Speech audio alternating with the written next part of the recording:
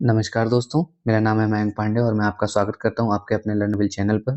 दोस्तों, आज हम पढ़ेंगे शास्त्रीय अनुबंधन का सिद्धांत, क्लासिकल कंडीशनिंग थ्योरी।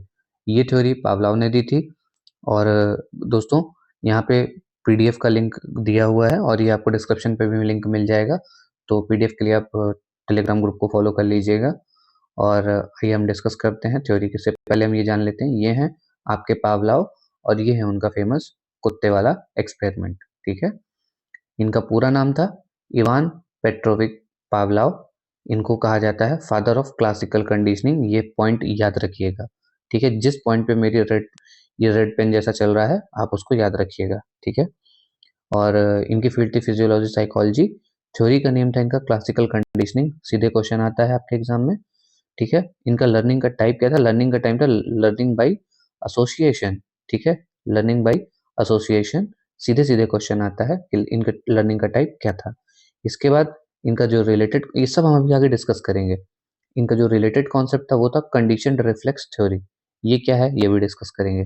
इनका जो फेमस एक्सपेरिमेंट है वो अभी अभी हमने बोल ही दिया था, डॉग बेल फूड। और फेमस बुक्स में इनकी यहाँ पे लिख के आपको टेलीग्राम ग्रुप पे दे दूंगा। तो दोस्तों, यहाँ पे मैंने जो कुछ इंपॉर्टेंट पॉइंट्स पहले लिखे हैं आप उनको पहले समझिएगा।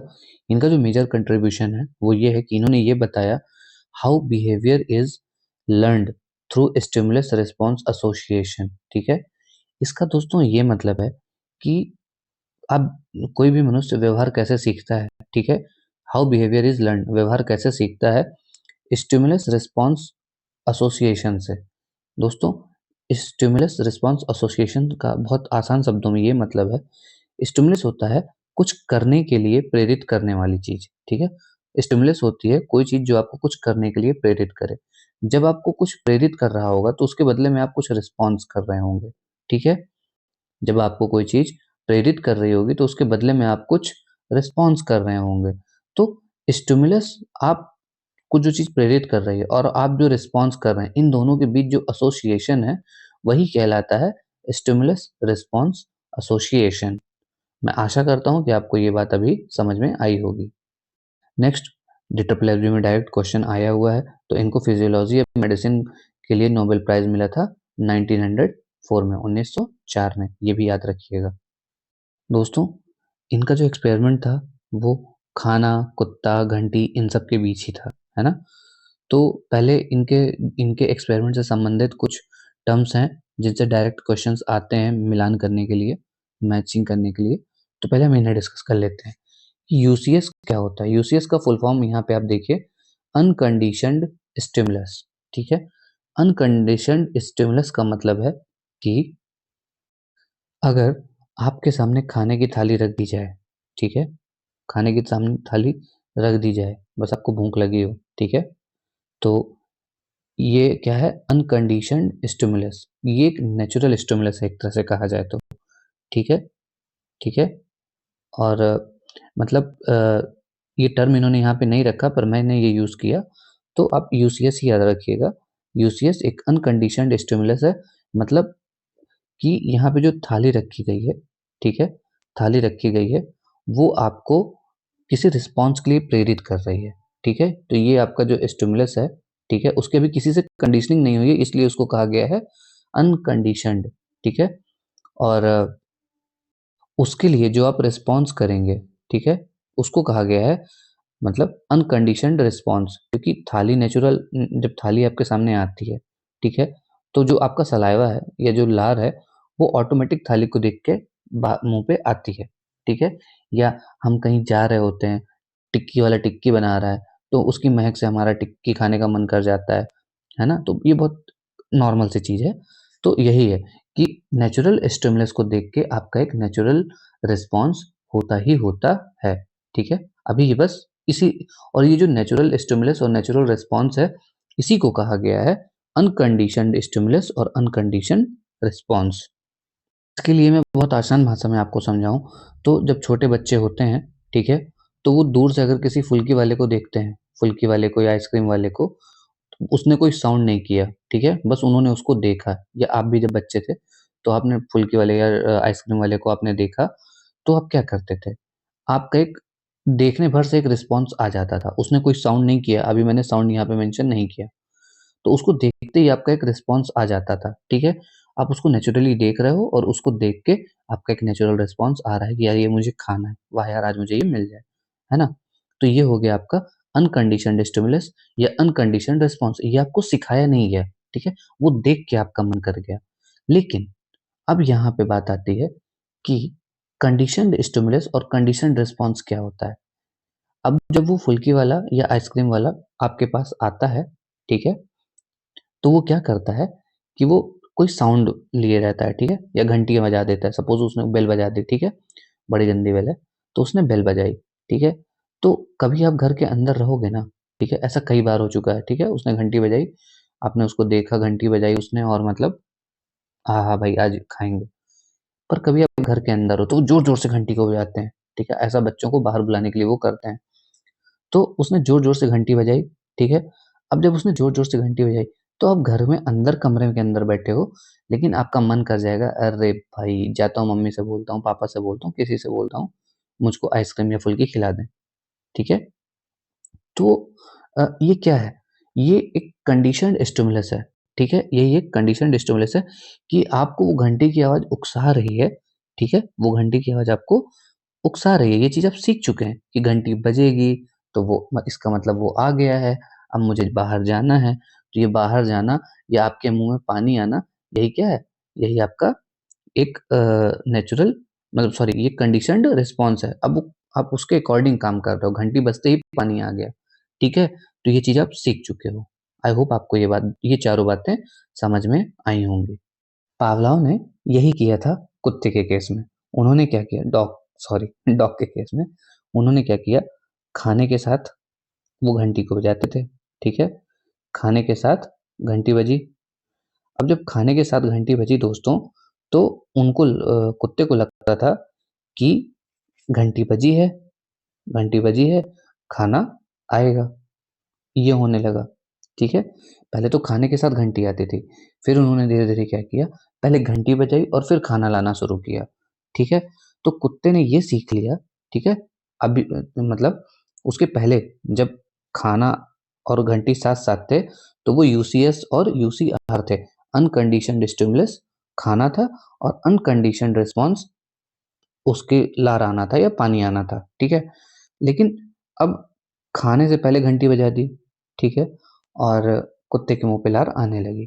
तो ये हो गया कंडीशन्ड स्टिमुलस, ठीक है?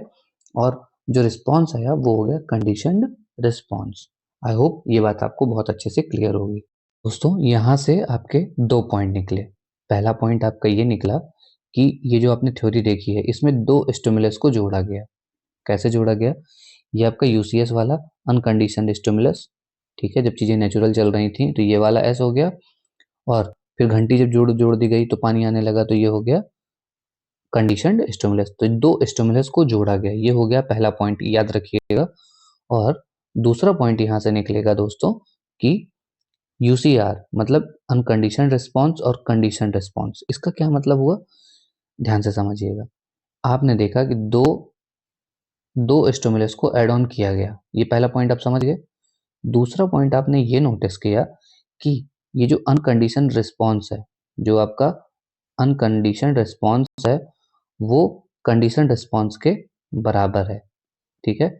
इसका ये मतलब हुआ अरे अरे बांगड़ू दासों यहाँ भी तो लार आई, ठीक है? यहाँ भी लार आई और कंडीशन्ड रिस्पॉन्स में भी लार आई। जब दोनों जगह लार आ ही रही है, तो यूसीआर आपका अनकंडीशन्ड रिस्पॉन्स और सीआर कंडीशन्ड रिस्पॉन्स बराबर होगा। मैथ की भाषा में कहें तो लार बराबर लार ही होगा, ठीक है? बस यही है यहाँ पे, ये दोनों बातें आप याद रखिएगा। दोस्तों, अब ये कुछ इम्पोर्टेंट पॉइंट हैं पावलोव की थ्योरी के, ठीक है? और इनसे क्योंकि डायरेक्ट एग्ज़ाम पे क्वेश्चन्स आते हैं, तो मैंने इनको इस तरह से डिटेल से लिख के रखा है। पावलोव का सिद्धांत प्रतिवर्ती क्रिया पर आधारित है। ये बात पहले याद रखिएगा, सीधे क्वेश्चन आता है और इसका बेस्ट एग्जांपल है, अगर आप घंटी की आवाज़ सुनते हैं तो अपने आप ही लार आ जाती है, ठीक है? या कुत्ता जब घंटी की आवाज़ सुनता है तो अपने आप लार आ जाती है, ठीक है? ये बहुत कॉमन सी चीज़ है, ये अपने आप होता है, ठीक है? इसके बाद हम बात करें तो अ, दूसरा एग्जांपल इसको ले सकते हैं, ठीक है? क्लासिकल कंडीशनिंग का कि क्लासिकल कंडीशनिंग कैसे होती है। देखिए टीचर जब भी बेल बजाते हैं तो क्लास साइलेंट हो जाती है। ठीक है, ये पावलोव की क्लासिकल कंडीशनिंग है। ठीक है, ये पावलोव की क्लासिकल कंडीशनिंग है। टीचर स्ट्रिक्ट होगा इसीलिए ऐसा होता होगा, है ना। शांत हो जाती है, मतलब एक्टिव मोड पे आ जाती है कि भाई टीचर आ गया, पढ़ना वढ़ना होगा, ऐसा कुछ। इसके बाद तीसरा एग्जाम्पल है, थर्ड एग्जाम्पल हमारा, टीचर को देखते ही बच्चे डर जाते हैं। ये तो बेस्ट एग्जाम्पल है। ठीक है, घंटी बजाने से भी ज्यादा सुंदर एग्जाम्पल है। टीचर को जब हम देखते हैं तो डर जाते हैं। ये एक इमोशनल कंडीशनिंग है, या इमोशनल को भी मैं हटा दूं तो ये भी एक कंडीशनिंग है पावलोव के अकॉर्डिंग। ठीक है, आई होप आपको ये बातें क्लियर होंगी। इन बातों को बहुत अच्छे से दिमाग पे रखिएगा या नोट डाउन करिएगा। तो दोस्तों, ये यहाँ पे कुछ इंपॉर्टेंट चीजें हैं, या इनको मैं कोई स्पेसिफिक नाम नहीं दूंगा, बस आप इतना, क्योंकि इनके नाम नहीं आते हैं, इनसे रिलेटेड क्वेश्चंस आते हैं। ठीक है, तो मैं फीचर्स और टर्म्स ये सब चीजें नहीं मेंशन करूंगा। ठीक है, तो आइए हम अपना काम शुरू करते हैं। एक्विजिशन, सीखने की अवस्था। पावलोव की थ्योरी पे सीखने की अवस्था क्या है ये समझते हैं। एक्विजिशन क्या है? देखिए, बहुत आसान शब्दों में, जब आप खाना और घंटी दोनों को एक साथ जोड़ने लगते हैं ना, तो बार बार ऐसा करने से सलाइवेशन, ठीक है, या जो आपका सलाइवा है वो आने लगता है, या कुत्ते के मुंह पे सलाइवा आने लगता है। ठीक है, तो इससे होता क्या है कि कुत्ता ये सीख जाता है, डॉग ये सीख जाता है कि जो जब घंटी बजेगी और तभी खाना मिलेगा, तो दोनों को जोड़ना सीख रहा है। यही है आपका एक्विजिशन। ठीक है, जब सीएस को और यूसीएस को साथ साथ रिपीट किया जाता है तो लर्निंग शुरू होती है। आपको ये चीज भूल जाएगी, इसलिए आप इसको एग्जाम्पल से याद रखिएगा कि जब खाना और फूड, ये सीएस आपका क्या है? सीएस आपका क्या है बताइए? ये सीएस आपका क्या है? सीएस आपकी घंटी है। आपको इसमें कंडीशनिंग करनी है ना। आप एक्सपेरिमेंट, जब पावलोव एक्सपेरिमेंट कर रहे थे तो उनको कंडीशनिंग बेल से करनी थी कि भले वो खाना बाद में लाए तो पहले घंटी बजाएं। ठीक है, तो वो देख रहे थे वो। ठीक है, तो सीएस आपकी घंटी है और यूसीएस अनकंडीशनड स्टिमुलस आपका फूड है। तो आपको कंडीशनिंग करनी है, तो आप दोनों को साथ साथ रख रहे हो। आई बात समझ में? नेक्स्ट है दोस्तों जनरलाइजेशन। अब जनरलाइजेशन क्या है कि पावलोव जब एक्सपेरिमेंट कर रहे थे तो उन्होंने पाया कि पहले वो घंटी बजा रहे थे। ठीक है, तो ये चीज हो रही थी, फिर घंटी के साथ साथ उन्होंने और भी घंटियां बजाई, मतलब डिफरेंट काइंड की। ठीक है, तो उन्होंने पाया कि बेल के जैसे साउंड से भी कंडीशनिंग हो जाती है, और यही है जनरलाइजेशन। दोस्तों, ये सारी चीजें पढ़ने में भी बहुत असर करती हैं, ज्ञानार्जन में बहुत असर करती हैं, तो इसलिए हम पढ़ रहे हैं। ठीक है, तो बिल जैसी अन्य चीजों के साउंड से भी जनरलाइजेशन हो जाता है। ठीक है, और ये जो आपका रिस्पॉन्स है वो प्रोड्यूस होने लगता है। एक्सटिंक्शन का मतलब है दोस्तों समापन, मतलब भूल जाना, कि बहुत टाइम तक अगर ये चीजें न की जाएं, ये जो आपने सीखा है ना, तो एक टाइम आते आते जो है आप इसको भूलने लग जाते हो। बस ये वही है, मतलब घंटी बजाने पे फिर आप, मैं घंटी बजा दूं और खाना ना दूं, तो इसके बाद धीरे धीरे ऐसा होगा कि आपके सामने कितनी भी घंटी बजाई जाए, आपको पता है कि खाना नहीं आएगा, तो धीरे धीरे वो कम होने लगता है।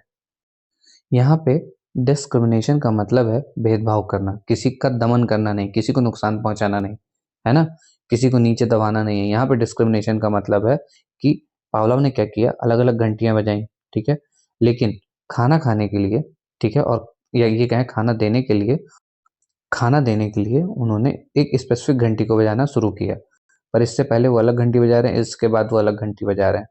तो धीरे धीरे कुत्ते ने ये भी सीख लिया, और वो जिस जिस पे उसको खाना मिलता था उस पे वो अंतर करना सीख गया, इन सारी घंटियों पे अंतर करना वो सीख गया। तो ये होता है डिस्क्रिमिनेशन। देखिए, यहाँ पे मैंने एग्जाम्पल पे दिया है सिर्फ एक स्पेसिफिक सीएस पर रिस्पॉन्स देना। ठीक है, सीएस अब आप जानते हैं ना कि क्या है। तो इसका एग्जाम्पल है सिर्फ स्कूल बेल पर रिस्पॉन्स देना, हॉर्न पर नहीं। ये तो मान लीजिए बच्चे के टर्म पे है। दोस्तों, एक टर्म है स्पॉन्टेनियस रिकवरी। ठीक है, इसको मैं शॉर्ट में लिख रहा हूँ, स्पॉन्टेनियस रिकवरी। दोस्तों, इसका क्या मतलब है, ये क्या है? देखिए, क्या होता है कि जब आप घंटी बजाते हैं, ठीक है, जब आप घंटी बजाते हैं, ठीक है, और आपको खाना लाया जाता है, आपको, सॉरी, कुत्ते के सामने खाना लाया जाता है। ठीक है, तो धीरे धीरे क्या होता है, वो तुरंत उस चीज को सीख जाता है। पहले उसको वो चीज सिखाने में इतना टाइम लग रहा था, पर क्योंकि वो उसके पूर्व ज्ञान में वो चीज थी, तो यहाँ पे स्पॉन्टेनियस रिकवरी, ठीक है, त्वरित रिकवरी होती है। वो तुरंत उसको याद आता है कि हाँ भाई घंटी बजेगी तो मुझे खाना मिलता था, तो फिर उसके मुँह पे लार आना शुरू हो जाता है। ठीक है, यही है स्पॉन्टेनियस रिकवरी। दोस्तों एक बहुत इंपॉर्टेंट टाइप है, types of UCS, types of unconditioned stimulus. ठीक है, अनकंडीशन स्टिमुलस के टाइप की बात हो रही है, तो इस पे दो इंपॉर्टेंट कॉन्सेप्ट हैं, अवर्सिव और एपिटेटिव। अवर्सिव और एपिटेटिव। देखिए, ये जो आपका अवर्सिव होता है, ये बहुत स्पीड से काम करता है। ठीक है, अब ये स्पीड से कैसे काम करता है? सपोज दूध की गर्म बॉटल है, या दूध का गर्म प्याला है, या चाय जो भी आप कह लीजिए, दूध की गर्म बॉटल को बच्चा छूने जा रहा है, तो आप उसको डरा देते हो, ए नहीं करना, नहीं करना। ठीक है, ठीक है, डरा देते हो। तो ये क्या होता है, इसकी वजह से बच्चा उसको नहीं छूता है। ठीक है, वो जान जाता है कि ये खतरनाक है आपके चिल्लाने भर से। ठीक है, तो वो उस काम को करने से बचेगा। ठीक, ये होता है, इसलिए ये स्पीड से काम करता है। आप डरा रहे हो ना, ठीक है, तो ये होता है एवर्सिव। वहीं पे एपेटेटिव क्या होता है, जब आप एपेटेटिव क्या होता है, ये स्लो होता है। इसमें आपको कुछ भी सिखाने से पहले कई बार कोशिश करनी पड़ती है। ठीक है, कई बार आपको कोशिश करनी पड़ती है, तो ये होता है एपेटेटिव। तो दोस्तों ये जो पावलोव की क्लासिकल कंडीशनिंग है, लर्निंग बाय एसोसिएशन। ठीक है, तो अब आप लर्निंग बाय एसोसिएशन समझ गए होंगे। आसान भाषा में चीज़ों को जोड़ के सीखना ही कंडीशनिंग है। कंडीशनिंग का मतलब ये होता है बंधन। ठीक है, तो बिफोर कंडीशनिंग, देखिए मैंने इसको पर्टिकुलरली इसलिए लिखा है कि आपको यूसीएस और सीएस में कंफ्यूजन ना हो। ठीक है, यूसीएस, सीएस और यूसीआर में। यूसीएस आपका फूड है, ठीक है, ये नेचुरल है, जो चीज़ नेचुरल है वो यूसीएस है, और यूसीआर भी नेचुरल चीज़ है, वो नेचुरल रिस्पॉन्स है। ठीक है, तो इस बात को याद रखिएगा। तो बिफोर कंडीशनिंग खाने को देख के सलाइवेशन होता है। ठीक है, और इसी को कहते हैं नेचुरल रिफ्लेक्स। ठीक है, यही चीज़ है यूसीएस और यूसीआर। ठीक है, खाने को देखने से लार का आना, ये एक जन्मजात प्रक्रिया है। ठीक है, इसमें कुत्ते का कोई दोष नहीं है। नेक्स्ट है दोस्तों ड्यूरिंग कंडीशनिंग, जब हम कंडीशनिंग कर रहे होते हैं। ठीक है, हम लेते हैं एक घंटी। ठीक है, ठीक है, हम एक घंटी को लेते हैं, बेल को।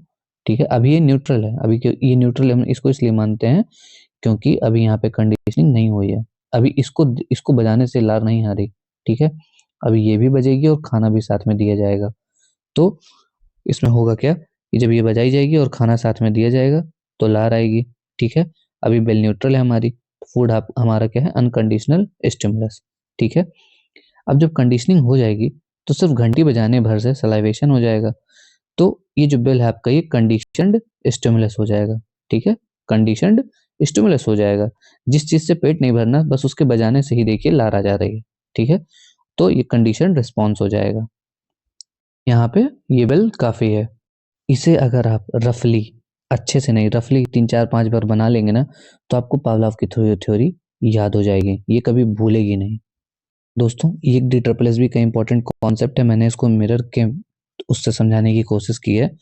डायरेक्ट कॉलम बना के दे देगा, कॉलम ए कॉलम बी। ठीक है, और कहेगा मैच द फॉलोइंग।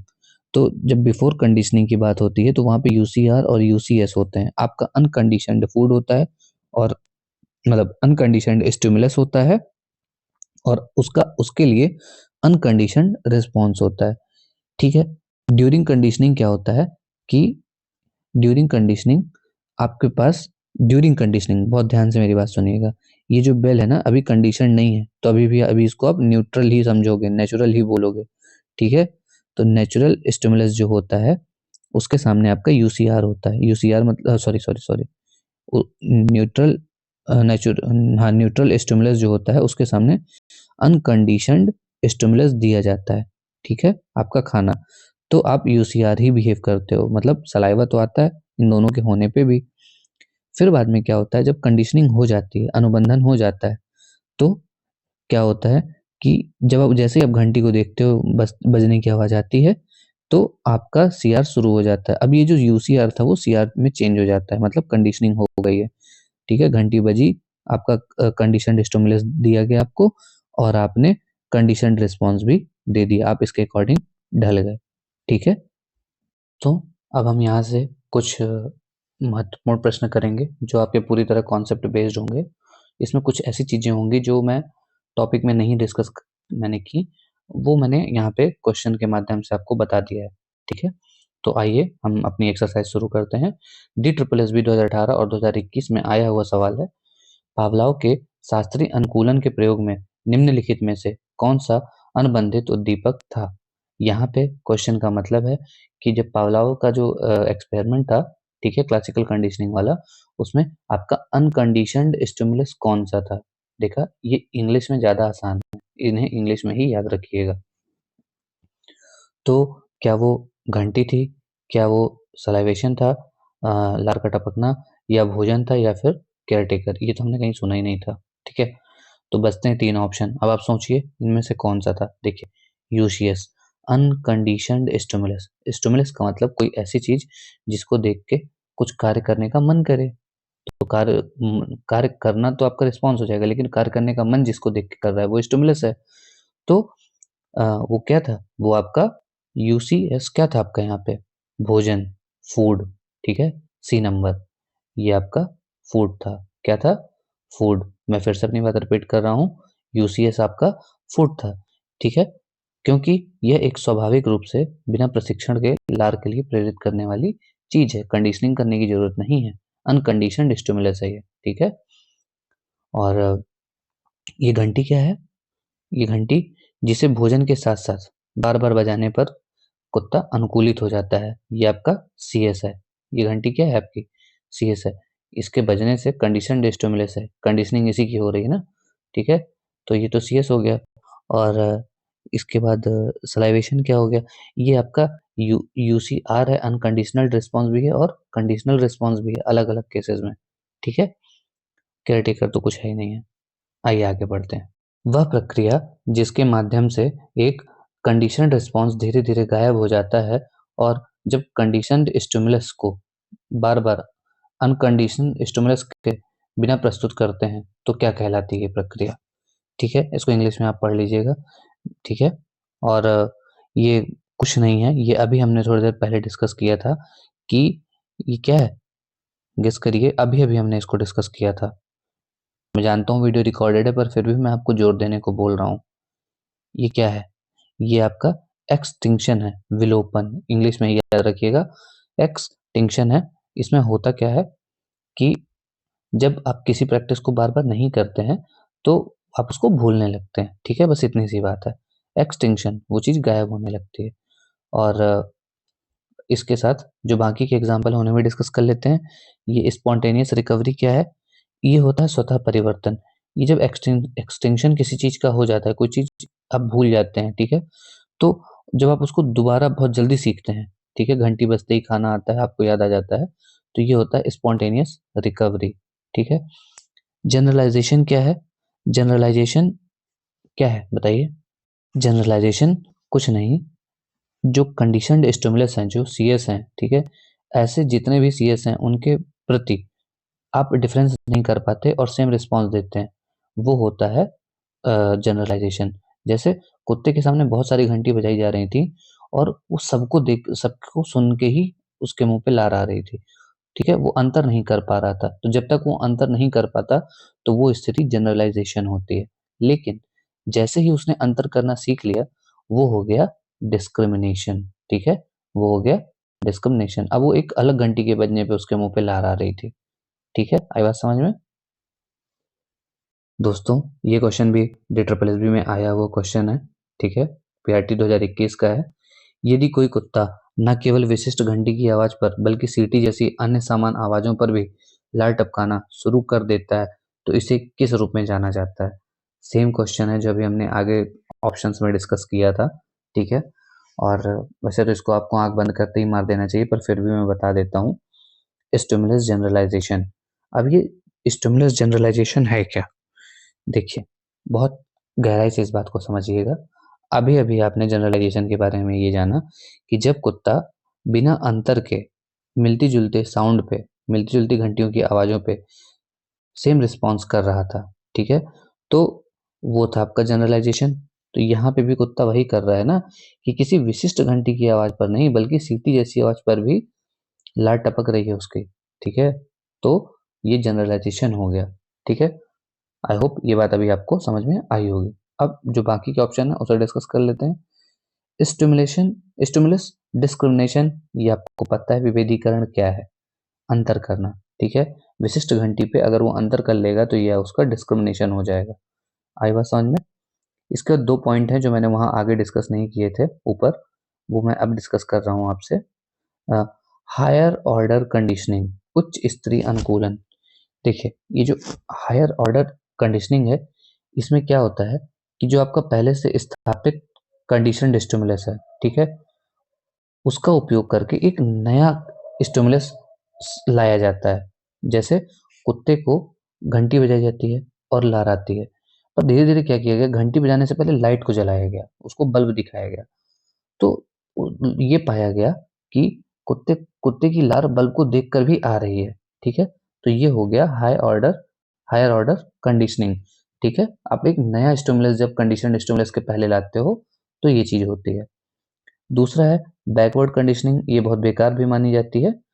इसमें क्या होता है, जो कंडीशनड स्टिमुलस होता है, कंडीशनड स्टिमुलस होता है, ठीक है, और उसको आप बाद में लाते हो, ठीक है। पहले मेरी बात समझिएगा, ये बैकवर्ड कंडीशनिंग क्या है, जैसे कुत्ते को खाना दे दिया जाता है पहले, ठीक है, यूसीएस हो गया, तो पहले आप यूसीएस दे दो, कुत्ते को अनकंडीशनड स्टिमुलस दे दो और फिर घंटी बजाओ, तो उसका कोई फर्क नहीं पड़ता, इसलिए इसको बेकार माना जाता है। ओह, मैंने यहाँ पे आंसर भी लिख दिया था, सॉरी। आई होप आपको ये बात समझ में आ रही होगी। 18 में आया हुआ क्वेश्चन है DSSB PRT 2018 का, कि पावलोव के सीखने के सिद्धांत को मुख्य रूप से किस रूप में जाना जाता है। 2018 का आया हुआ क्वेश्चन है। तो पावलोव का जो सीखने का सिद्धांत है, लर्निंग है, थ्योरी ऑफ लर्निंग है, ये किस टाइप की मानी जाती है। तो हम बार बार स्टिमुलस की बात कर रहे हैं, ठीक है। तो धोखे से इसको आर मत करिएगा, इसको आई मत करिएगा, इसको इंसाइटफुल नहीं करिएगा, ठीक है। इसको आप एस टाइप कंडीशनिंग कहेंगे, एस टाइप कंडीशनिंग कहेंगे। एस टाइप कंडीशनिंग का मतलब है, ये जो एस है ये बताता है कि यहाँ पे स्टिमुलस पर जोर दिया गया है। किस पे जोर दिया गया है, स्टिमुलस पे, इसलिए ये एस टाइप कंडीशनिंग है। इस बात को गांठ बांध लीजिए, ठीक है। पावलोव के सीखने के सिद्धांत को एस टाइप कंडीशनिंग के तहत के रूप में माना जाता है। स्टिमुलस पर जोर दिया जाता है, इसलिए इसको एस टाइप कंडीशनिंग कहते हैं। अब आपके दिमाग में आ रहा होगा, तो ये आर टाइप कंडीशनिंग क्या है ना। ये आर टाइप कंडीशनिंग कुछ नहीं है भाई साहब। ये जो स्किनर थे ना, ठीक है, स्किनर थे ना, ये 1 नंबर का क्वेश्चन मान लीजिए, ये भी है। जो स्किनर थे, ये आर टाइप कंडीशनिंग के थे। रिस्पॉन्स पर इन्होंने बहुत ज्यादा जोर दिया था, ठीक है। क्रिया प्रसूत जो ऑपरेंट कंडीशनिंग का सिद्धांत था इनका, तो इन्होंने रिस्पॉन्स पे बहुत जोर दिया था। हम आगे डिस्कस करेंगे नेक्स्ट वीडियोस में, ठीक है। और इसके बाद बचती है क्या बात, इसके बाद बचती है ये बात कि इंस्ट्रूमेंटल कंडीशनिंग क्या है। तो ये इंस्ट्रूमेंटल कंडीशनिंग कुछ नहीं है, स्किनर और थॉर्नडाइक के जो सिद्धांत है, ठीक है, उनसे जो व्यवहारों के द्वारा आप लक्ष्य प्राप्त करते हैं, उनके लिए जो आप इंस्ट्रूमेंट यूज कर रहे हैं वही है इंस्ट्रूमेंट कंडीशनिंग। तो इसको बाद में समझिएगा, कुछ खास नहीं है ये। और इसके बाद है इंसाइटफुल लर्निंग। इंसाइटफुल लर्निंग कुछ और नहीं है, ये कोहलर का जो आपका सिद्धांत है, सूझ का सिद्धांत, अचानक वाला सिद्धांत, ये उसी का हिस्सा है, ठीक है। दोस्तों DSSB PRT में 2022 में आया हुआ क्वेश्चन है कि एक बच्चे को एक काले कुत्ते ने काटा था। अब बच्चा काली कोट या काले बैग जैसी काली वस्तुओं से डरता है, तो वो डर उसके अंदर क्यों है, ठीक है। क्या ये स्पॉन्टेनियस रिकवरी है, क्या ये डिस्क्रिमिनेशन है, क्या ये स्टिमुलस जनरलाइजेशन है, क्या ये ऑपरेंट कंडीशनिंग है। तो आप मुझे बताइए कि ये क्या है। अच्छा मुझे एक बात और बताइए, अगर बच्चे को कुत्ते ने काटा है, ठीक है, काले कुत्ते ने बच्चे को काटा है, तो बच्चे को काली हर चीज से डर लग रहा है, ठीक है। तो क्या वो स्पॉन्टेनियस रिकवरी होगी, ये कैसे पॉसिबल है। स्पॉन्टेनियस रिकवरी तो ये होती है ना कि अगर आप कोई चीज भूल जाते हो तो आप मतलब सपोज बच्चे का डर चला जाता और फिर बच्चे को डर लगने लगता, तो वहां पे स्पॉन्टेनियस रिकवरी होती। तो ये तो हुआ ही नहीं। डिस्क्रिमिनेशन, डिस्क्रिमिनेशन कैसे हो सकता है, ये बच्चे को डर लग रहा है। डिस्क्रिमिनेशन तो तब होता ना जब बच्चे को काले कुत्ते से डर लगता लेकिन काली चीजों से डर नहीं लगता, तो ये डिस्क्रिमिनेशन भी नहीं हुआ, है ना। तो जब ये डिस्क्रिमिनेशन भी नहीं हुआ, तो क्या ये ऑपरेंट कंडीशनिंग हुआ, ठीक है। पर ये तो दंड और पुरस्कार से जुड़ा हुआ है, रिस्पॉन्स पे ज्यादा जोर देता है, तो ये भी नहीं हुआ, ठीक है। स्टिमुलस जनरलाइजेशन बचता है, यही हमारा आंसर है। अब देखिए, ये स्टिमुलस जनरलाइजेशन होगा कैसे, इसे बहुत अच्छे से समझिएगा। ठीक है, यहाँ पे जो बच्चा है, ठीक है, ये बच्चा है, ये एक विशिष्ट उद्दीपक, ठीक है, ये एक विशिष्ट उद्दीपक काले कुत्ते से डर रहा है। ठीक है, उसके काटने से एक अनुक्रिया हुई डर की, रिस्पॉन्स उसके अंदर आया डर का। तो अब वो जिस चीज को देख रहा है उससे उसको डर लग रहा है, उसे हर उस काली चीज से डर लग रहा है। तो ये हो गया जनरलाइजेशन। जैसे कुत्ते के साथ होता था कि उसको अ, बहुत सारी घंटियां बजा के देखी गई, पर उसका लार आना तय था। वो अंतर नहीं कर पाता था कि लार किस चीज में आनी चाहिए। डिस्क्रिमिनेशन पहले नहीं आ रहा था उसको। तो यही चीज बच्चे के साथ हो रही है कि वो डिस्क्रिमिनेट नहीं कर पा रहा है। ठीक है, वो बस डर रहा है हर काली चीज से।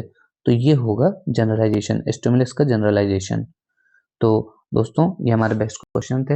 आई होप आपको ये क्लास बहुत अच्छी लगी होगी। Fuel your future will learn will.